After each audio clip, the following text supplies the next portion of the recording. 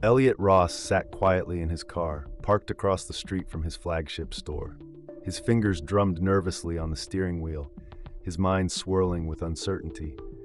The well-tailored suit he wore, a symbol of success in the past, now felt like an uncomfortable reminder of how far he had drifted from the man he used to be. "How did it get this bad?" he muttered, his reflection in the rearview mirror showing a man who no longer recognized himself. Once, he had been a proud and energetic CEO of BrewWorks, a thriving chain of coffee shops known for its great coffee and community feel.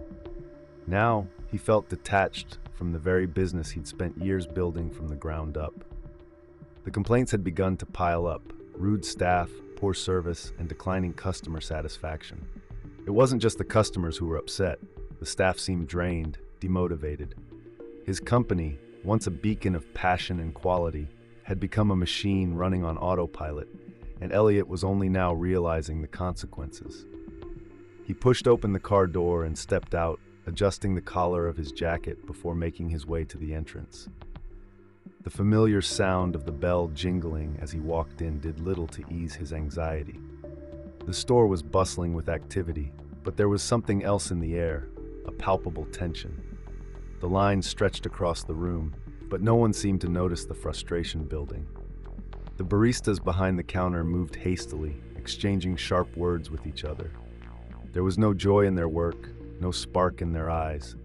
A customer ahead of Elliot sighed loudly as his order was handed to him with little care. Elliot took his place in line, trying to keep a low profile. He needed to see things with his own eyes. His gaze flicked to the baristas. One seemed to be glaring at the register, as if it had personally offended him. Another fumbled with cups and muttered curses under his breath. The overall mood was a far cry from the welcoming atmosphere that had once been the hallmark of BrewWorks. As he reached the counter, the barista barely looked up. "What can I get you?" the young man asked, his voice flat, as if it was just another task to get through. Just a black coffee, and one of those muffins," Elliot stammered, trying to appear casual. The barista punched in the order without looking at him and handed over the receipt with a mechanical gesture, already looking past him toward the next customer.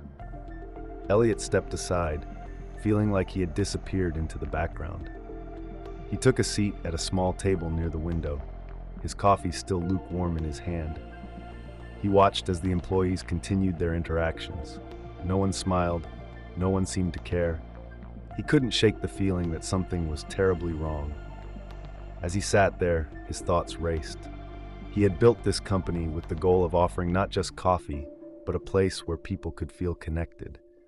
But now, it was just another corporate entity where profits had overtaken people. His gaze shifted to one of the baristas, a younger man named Luke. His face looked worn, like someone who had been fighting an uphill battle every day. Luke was trying, he could see that. He greeted customers, apologized for delays, and even made small talk. But it was clear that he was struggling. Elliot's stomach tightened as he watched Luke drop a tray of cups, the clatter echoing through the shop. He could see the frustration and embarrassment in the young man's eyes as he scrambled to pick them up. He walked over to Luke, wanting to offer some reassurance. "Hey," Elliot said, trying to keep his voice calm. "You're doing all right. It's just one of those days, right?" Luke looked up, surprised, but then sighed heavily, his shoulders slumping. "It's not just today," he muttered. "It's every day. The whole place is falling apart. The managers don't care, and no one here even wants to help." Elliot's heart sank. He hadn't realized how deep the problem went. This wasn't just about one bad day. This was a culture, a toxic environment where good employees were being suffocated by bad management and an even worse atmosphere. "I get it," Elliot said quietly, "but I'm here now. We're going to fix this." The barista gave a half-hearted nod, not quite convinced. Elliot could tell that even the smallest flicker of hope was buried deep within him, hidden behind layers of exhaustion. Over the next few hours, Elliot observed more. He saw more employees shuffling through the motions, their faces tired and disillusioned. He watched as a manager snapped at an employee for not working fast enough, berating him in front of the entire team. He overheard customers making passive-aggressive comments about the service, rolling their eyes as they waited for their drinks. By the time Elliot left, his resolve was firm. This wasn't just about improving customer service.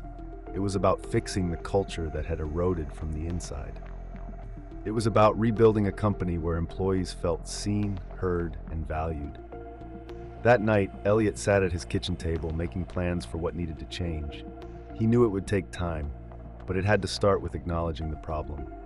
The next morning, he drove to a different location, walking in quietly as a customer.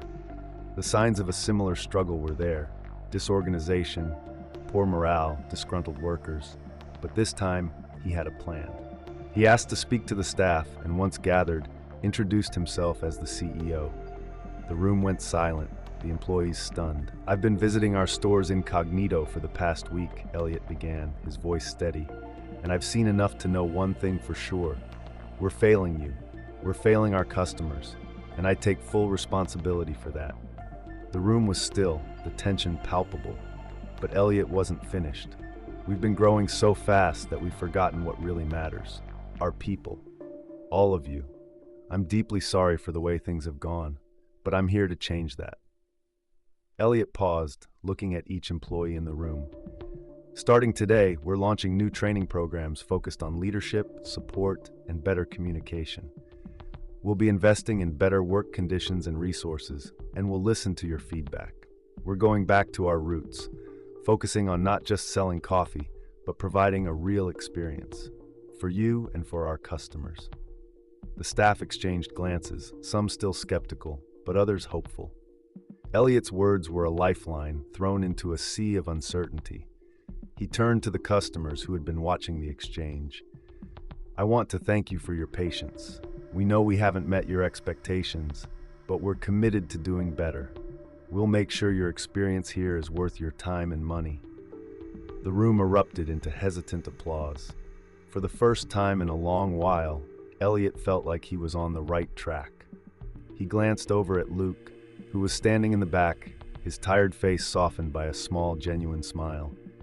Elliot knew it wasn't going to be easy, but this was the first step. It was time to rebuild BrewWorks, not just as a coffee shop, but as a company that truly cared about its people.